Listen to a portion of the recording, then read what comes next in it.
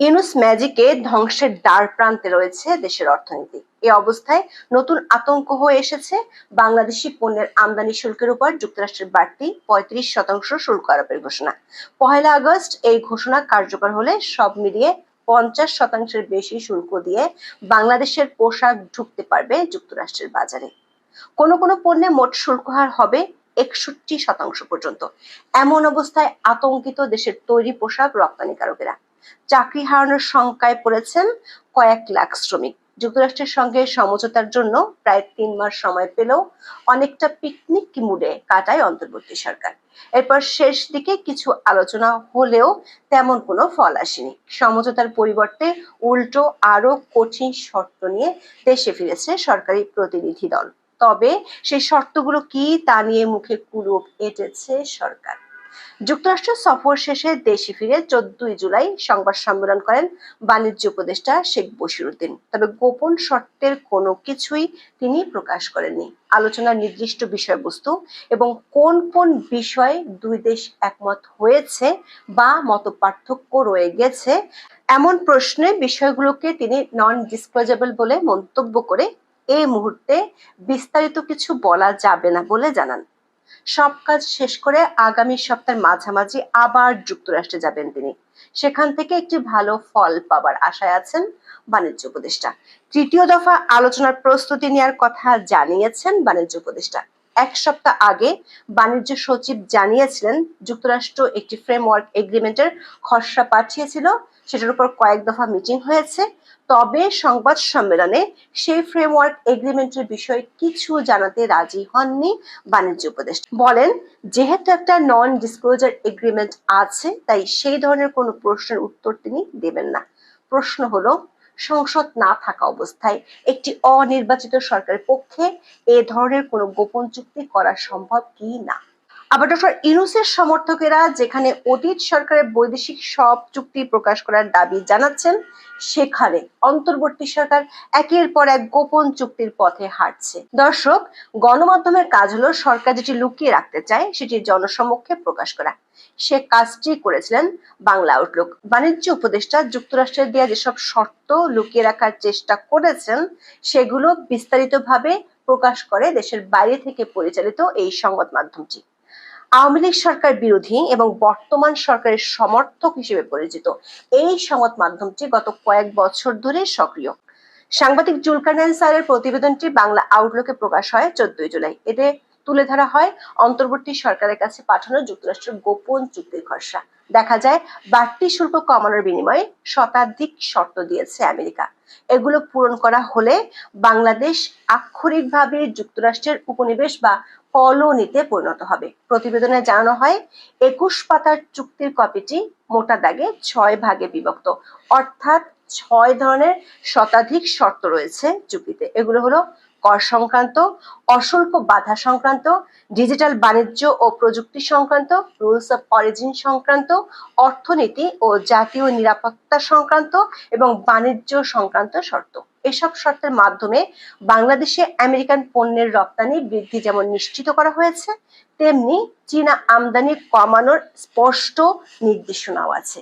চুক্তিতে সই করলে যুক্তরাষ্ট্রের বহু আবদার বিনা প্রশ্নে মেনে নিতে হবে বাংলাদেশকে। যেসব ক্ষেত্রে বাংলাদেশে এখনো কোনো আইন নেই, সেগুলোতে অনুসরণ করতে হবে আমেরিকান আইন। ফলে দেশটির পণ্য অবাধে ঢুকতে পারবে বাংলাদেশে। যুক্তরাষ্ট্রের ৬টি বাণিজ্যিক শর্তের মধ্যে আছে দেশ থেকে সামরিক সরঞ্জামের আমদানি বাড়াতে হবে এবং চীনার সামরিক পণ্য আমদানি কমাতে হবে। রাষ্ট্রীয় আকাশ পরিবহন সংস্থা বিমানের মাধ্যমে যুক্তরাষ্ট্রের বেসামরিক উড়োজাহাজ ও যন্ত্রাংশ আমদানি বাড়াতে হবে। দেশটি থেকে জ্বালানি আমদানি বৃদ্ধি এবং এলএনজি আমদানিতে দীর্ঘমেয়াদী চুক্তি করতে হবে। সামাজিক নিরাপত্তা খাতের জন্য সেখান থেকে গম আমদানি বাড়াতে হবে। সামরিক বাহিনী ও সরকারি সংস্থার জন্য আমেরিকান সয়াবিন তেল আমদানি বাড়াতে হবে।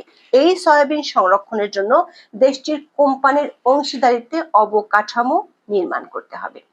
এছাড়া যুক্তরাষ্ট্রের সঙ্গে চুক্তি সই করে তা বিশ্ব বাণিজ্য সংস্থাকে জানাতে হবে। অর্থনীতি ও জাতীয় নিরাপত্তা সংক্রান্ত ৬টি শর্তও দিয়েছে যুক্তরাষ্ট্র। এগুলোর মধ্যে আছে জাহাজ নির্মাণ শিল্প ও শিপিং খাতের বিকাশে যুক্তরাষ্ট্রের সমানের নিয়ন্ত্রণমূলক ব্যবস্থা নিতে হবে, বন্দর, জেটি ও জাহাজের চীনের তৈরি লজিস্টিক সিস্টেম ব্যবহার নিষিদ্ধ করতে হবে, bureau of industry and security অনুমতি ছাড়া কোনো ধরনের আমেরিকান পণ্য দেশটিতে রপ্তানি করা যাবে না। যুক্তরাষ্ট্রের উৎপাদিত ও নিয়ন্ত্রিত পণ্যের আমদানি সংক্রান্ত সব কাস্টমস তথ্য দেশটিতে দিতে হবে, যাতে আমেরিকার সংস্থাগুলো লেনদেন চিহ্নিত করতে পারে। বাংলাদেশকে রপ্তানি নিয়ন্ত্রণ ব্যবস্থা গড়ে তুলতে হবে।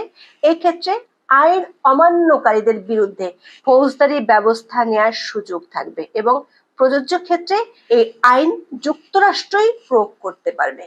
দর্শক, এই চুক্তি হলে দেশের মানুষের ব্যক্তিগত তথ্য ভাগ বসাতে পারবে যুক্তরাষ্ট্র।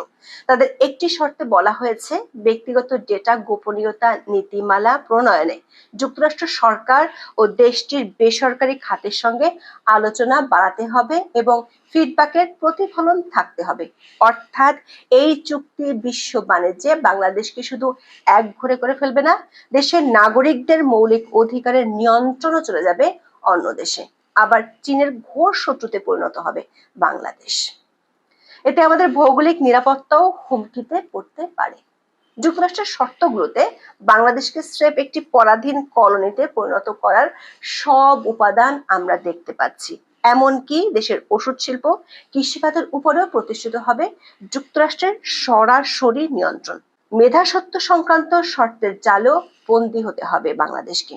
পরিস্থিতি এমন যে নতুন ইস্ট ইন্ডিয়া কোম্পানি ধেয়ে আসছে বাংলাদেশে। প্রশ্ন হলো, দেশ ও জাতির এই গভীর সংকটের সময় কেন যুক্তরাষ্ট্রের ভয়ঙ্কর শর্তগুলো গোপন রাখতে চাইছে সরকার? তারা নিজেদের পক্ষ থেকে বিষয়গুলো প্রকাশ করার থেকে বিরত থাকেনি, বাংলা আউটলুককে চাপ দিয়ে প্রতিবেদন সরিয়ে ফেলতে বাধ্য করেছে। তাহলে কি এর সঙ্গে বড় কোনো স্বার্থ জড়িয়ে আছে অনির্বাচিত সরকারের? চাপের মুখে প্রতিবেদন সরানোর বিষয়টি জুলকারনাইন সাঈদ নিজেই জানিয়েছেন ফেসবুকে। এক পোস্টে তিনি লিখেছেন, প্রকাশিত প্রতিবেদন চাপ প্রয়োগ করে তুলে নেওয়া কখনোই সমর্থনযোগ্য নয়। তা আরো বিচলিত করে যখন গণমাধ্যমের স্বাধীনতার দাবি করে মুখে ফেনা তুলে ফেলা লোকজন ওই চাপ প্রয়োগ করে এবং একই সঙ্গে চাপের মুখে নতি স্বীকার করে।